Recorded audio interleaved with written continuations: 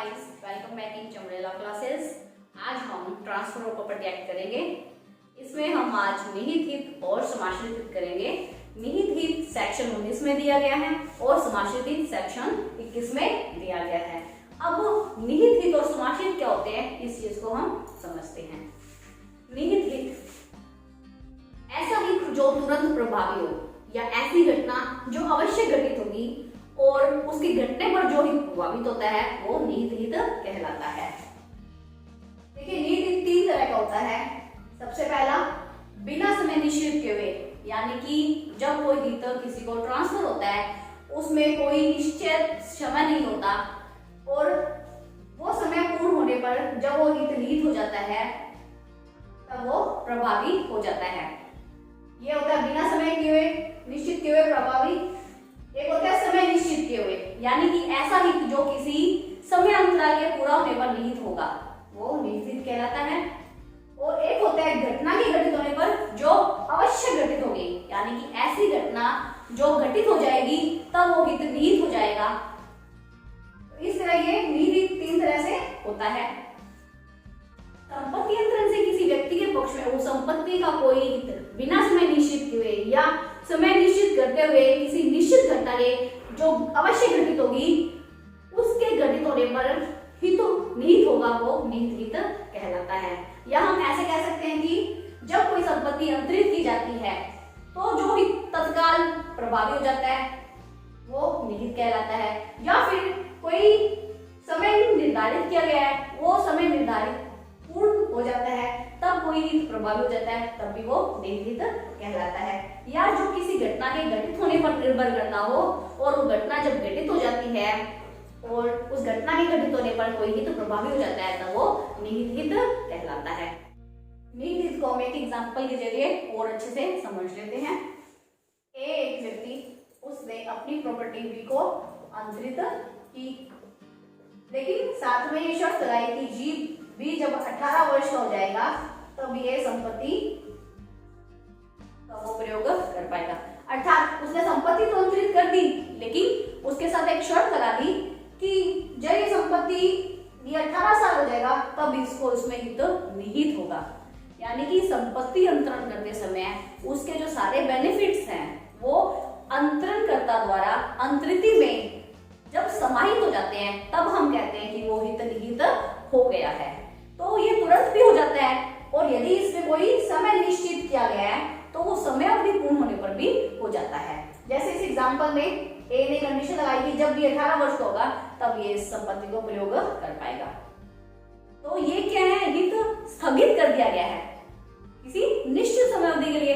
तो जब ये समय अवधि पूर्ण हो जाएगी तब ये हित इसमें निहित हो जाएगा। अर्थात अब भी जब 18 साल हो जाएगा तो वो इस संपत्ति को कैसे भी यूज कर सकता है। ए ने बी के पक्ष में संपत्ति अंतरित की, लेकिन उसको आजीवन हित दिया, निहित हित नहीं दिया। और ये कहा कि जब बी का पुत्र पैदा होगा तब उसको संपत्ति निहित हो जाएगी, तो इसको इसने निहित हित दिया। यहां पर हित किसी अनिश्चित समय अवधि के लिए स्थगित कर दिया गया है। यानी कि बी को तो उसने आजीवन हित दे दिया कि जब तक वो जिएगा इस संपत्ति को प्रयोग करेगा, तो यही आजीवन हित कहलाता है। लेकिन ये कहा गया कि जब इसका सी नामक पुत्र पैदा हो जाएगा तब ये संपत्ति उसमें निहित हो जाएगी। यानी इसने इस हित को स्थगित कर दिया किसी अनिश्चित समय अवधि के लिए। तो ऐसा भी किया जा सकता है, जब ये अनमोल जन्म ले लेगा तब ये हित उसमें निहित हो जाएगा और उसी समय प्रभावी होगा, तभी हम कहेंगे कि ये निहित हित है। निहित हित के कुछ आवश्यक तत्व हैं। हित का प्रयोग इसमें स्थगित किया जा सकता है, यानी कि ये हित तुरंत प्रभावी हो जरूरी नहीं। वैसे तो निहित हित तुरंत प्रभावी भी हो जाता है, परंतु जब हम किसी समयावधि के लिए इसको स्थगित करते हैं तो स्थगन समय जब पूरा हो जाता है तब भी हित प्रभावी हो जाता है। इसलिए हम कह सकते हैं कि हम इसमें प्रयोग को स्थगित कर सकते हैं। दूसरा, इस संपत्ति में हम कोई हित आरक्षित कर सकते हैं, यानी कि हम इसमें पूर्विक हित को आरक्षित कर सकते हैं। अर्थात हम संपत्ति अंतरण करते समय सारा हित अंतरिति के अंदर ट्रांसफर करें ये जरूरी नहीं होता, कुछ हित स्वयं के पास भी रखा जा सकता है, तो ये पूर्विक हित कहलाता है। संपत्ति की आय संचित करने तक का आदेश दिया जा सकता है।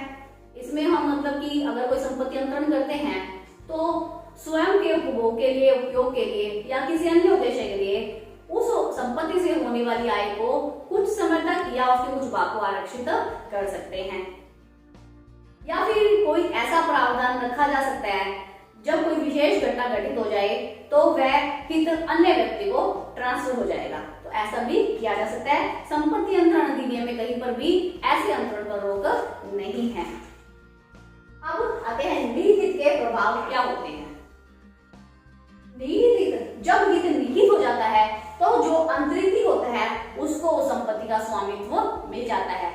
ध्यान रखने वाली बात यह है, जब तक हित निहित नहीं होता, अंतरणकर्ता अंतरित को स्वामित्व प्रदान नहीं करता। वो संपत्ति को यूज कर सकता है, उपयोग कर सकता है, उपभोग कर सकता है, लेकिन उसका स्वामित्व नहीं मिलता। स्वामित्व मिलने का मतलब है कि अंतरित उस संपत्ति को पूर्ण अधिकार नहीं रखता है, यानी कि वो सिर्फ उसे उपयोग और उपभोग कर सकता है, वो किसी अन्य व्यक्ति को ट्रांसफर नहीं कर सकता, उसे बेच नहीं सकता, ठीक है, ऐसे उपभोग नहीं कर सकता जब तक उसे संपत्ति का स्वामित्व नहीं मिलता। जहां संपत्ति में आजीवन हित दिया जाता है उसका मतलब ये होता है कि जिस व्यक्ति को आजीवन हित दिया गया है वो संपत्ति को केवल प्रयोग करेगा, उपभोग करेगा, उपयोग करेगा, ना कि उसको बेच सकता है या अंतरण कर सकता है या कोई अन्य कार्य कर सकता है।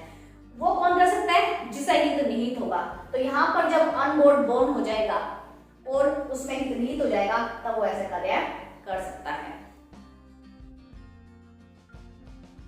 जब हित निहित होता है तो अंतरित को अंतरण का अधिकार मिल जाता है, चाहे वो उसका उपयोग कर रहा हो या उसका उपभोग कर रहा हो या फिर नहीं कर रहा हो।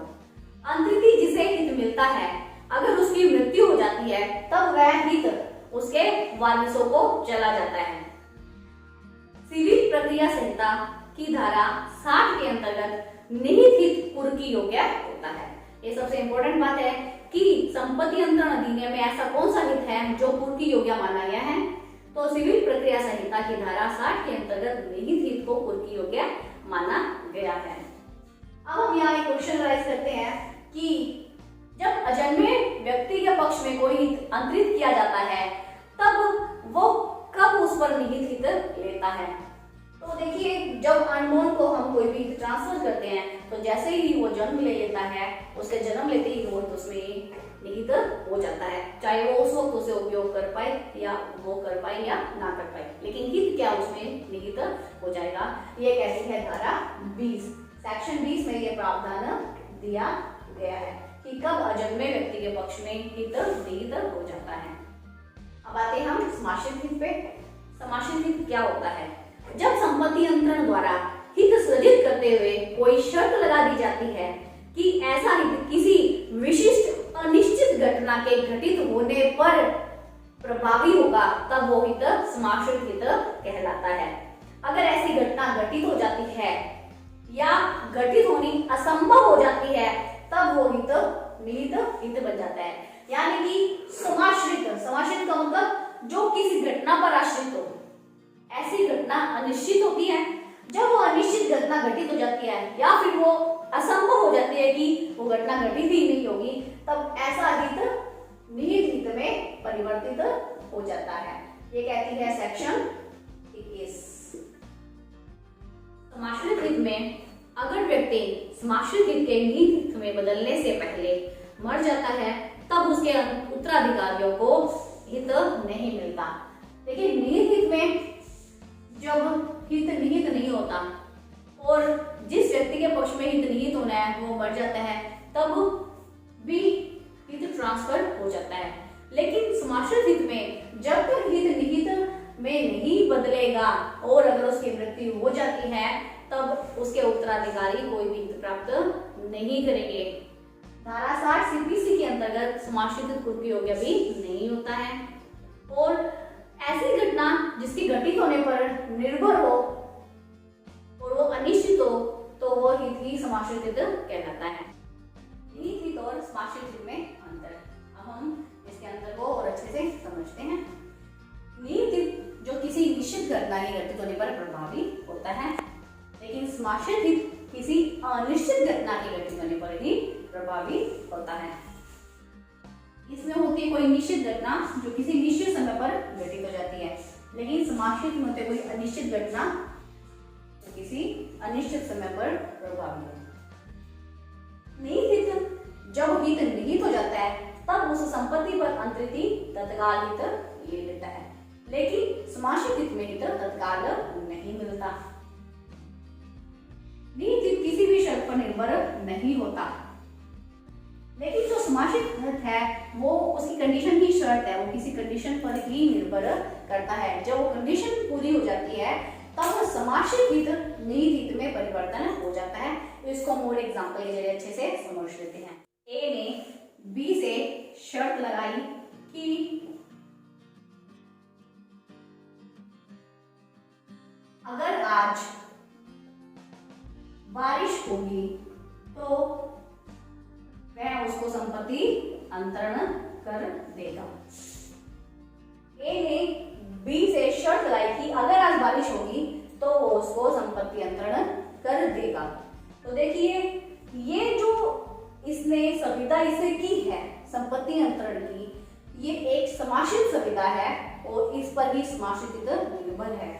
अगर आज बारिश है, देखिए इसकी कोई संभावना नहीं है कि बारिश होगी या नहीं होगी। अगर बारिश हो जाती है तब ए को बी को संपत्ति अंतरण करनी पड़ेगी और तब ये समाश्रित हित निहित हित में परिवर्तित हो जाएगा।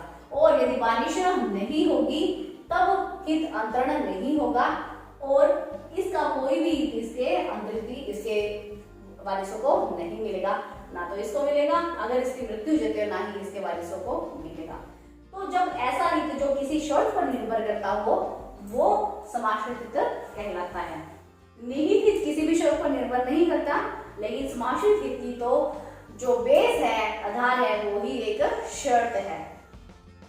निहित हित, जब हित निहित हो जाता है और अंतरण करता है जिसमें वो हित जा रहा है उसकी मृत्यु हो जाती है, तब ऐसा हित उसके वारिसों में चला जाता है। परंतु समाश्रित हित अगर यदि विफल हो जाता है तो वो उसके अंतरिति के वारिसों को नहीं जाता। धारा 60 सिविल प्रक्रिया संहिता 1908 में निहित हित कुर्की योग्य है, जबकि समाश्रित हित कुर्की योग्य नहीं होता। निहित हित कभी भी समाश्रित हित में नहीं बदलता, लेकिन समाश्रित हित निहित हित में परिवर्तित होता है। आज के लिए बस इतना ही। Thank you. अगर आप इसके नोट्स चाहते हैं तो आप ब्लॉग पर इसके नोट्स पढ़िए, नीचे डिस्क्रिप्शन में ब्लॉग का लिंक दिया गया है। Thank you very much.